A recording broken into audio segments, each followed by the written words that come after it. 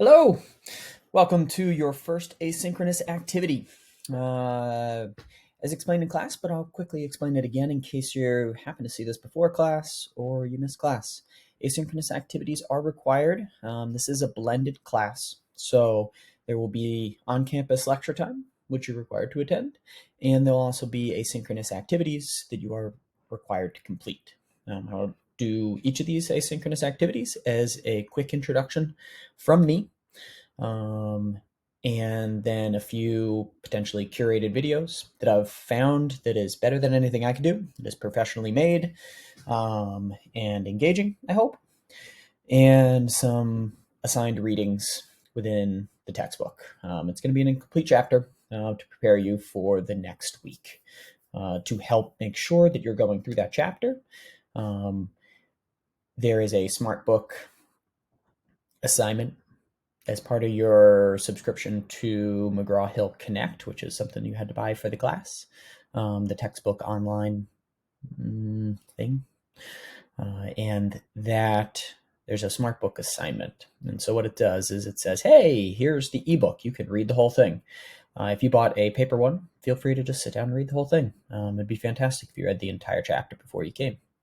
But if not, it will highlight specific sections in that chapter that I want you to focus on as an introduction to the topic. So you can go through and read those highlighted sections and then answer the questions. Or you can say, wow, I know this stuff already. I really remember my biology content, which is very relevant for this week's topic. And I'm just going to see if I can answer the questions. And as long as you get 2 questions correct for each of the topics, then you move on. It doesn't force you to go do anything. If you get some questions wrong, I think 2 questions wrong in a topic, it will refer you to the highlighted sections of the smart or the ebook that those questions were asking you about. Read those and then say, go back to questions. And hopefully this time you'll blow right through them. So let me show you what's going on. It's always showing these cool images. Scanning electron micrographs. The color's false. That's not real. An electron microscope doesn't show color. So we've added that. But looking at some itty bitty cocci bacteria on something. I don't know. Maybe dead skin cells? I don't know what the red is.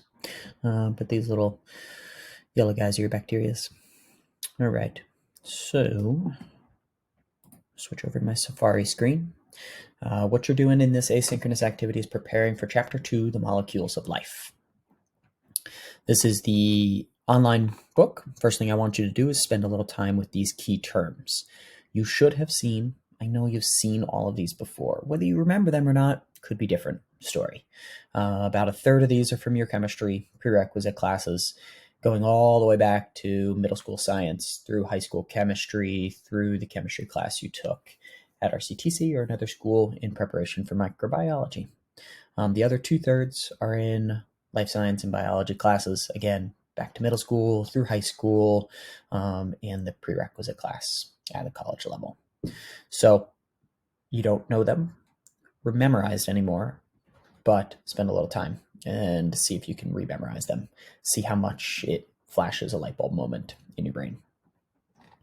As you're looking through the book, at least to start this out, I'm not going to read any of this for you. I just want to go through and show you what your learning objectives are. So in 2.1, things you should be able to do by the end of your pre-reading, maybe, but definitely by the time you're done with lecture. So you've done your pre-reading plus lecture. You should feel pretty confident about these things. By the time you study another 1 or 2 times through the content, you should really be able to do it. And then you're ready for your test. Describe the general structure of an atom and its isotopes. Describe the importance of valence electrons. In 2.2, you should be able to compare and contrast ionic, covalent, and hydrogen bonds and explain the role of a chemical reaction. In 2.3, water pH and buffers. Describe the properties of water. Explain why it is so important in biological systems. Explain the concept of pH and how pH of a solution relates to its acidity. Remember that big H is hydrogen. If they don't talk about that, I'm unsure exactly how. I don't remember exactly how they talked about this, but hydrogen, hydrogen, hydrogen. Describe the role of buffers. That one you may or may not have seen before.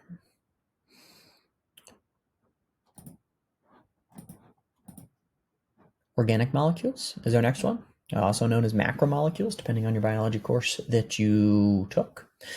Describe the characteristics of different types of carbohydrates, one of your organic molecules or macromolecules. There are 4 total. Compare and contrast the structure and function of lipids. There's number 2. Compound lipids and steroids. Describe the factors that affect protein. There's number 3. Structure and function. Compare and contrast the chemical compositions, structures, and major functions of DNA, RNA, and ATP. The word isn't there, but your number 4 is nucleic acids.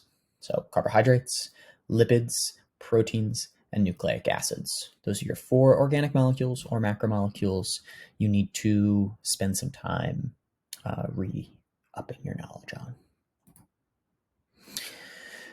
And there's a nice summary section at the end to help during review time to bring you back. And unlike a static textbook, which you're welcome to use, I prefer it when I'm reading, especially for studying. This will link you to topics within the book that as you're reading through this, you're like, oh, shoot, I totally forgot what the heck a cation is. So click that and voila. It gives you some definitions. Or brings you back to the figure where it came from. That's your quick introduction to chapter 2. I want to show you what tasks I've got for you on D2L Brightspace. I've got 2 videos for you to watch. Love Letter to H2O, Water and pH. It's Crash Course Biology. You may have seen some of Hank's videos. Hank has handed this off to another narrator, and these have been updated. So depending on when you've last seen this, you may have seen Crash Course videos. You may or may not have seen this one, though. And What is Life Made of? Carbon biological molecules, the one that's going to concentrate on your carbohydrates, lipids, nucleic acids, and proteins. And then here's that smart book. When you go through to here, it's going to bring you over to Connect. You may need to authorize your Connect account if you have not yet done so, with a sign-in and all that kind of stuff. And it's going to bring you through the highlighted sections of the chapter that's mainly going to focus on those main learning objectives that I just read off. There's tons of tiny details below that, but since this is microbiology course, not a rehashing of your biology and chemistry knowledge, I want to refresh that knowledge without taking too much of your time to just try to repeat everything. I want us to get fresh knowledge and apply it to microbiology throughout the rest of the course. All right, everybody, go do those things. This book chapter, smart book, as long as you do it, it's going to get you to 100%. So work on it until it reaches that 100%. And then you get your first points for the course. All right. Take care, everybody. Good luck with Chapter 2, The Molecules of Life.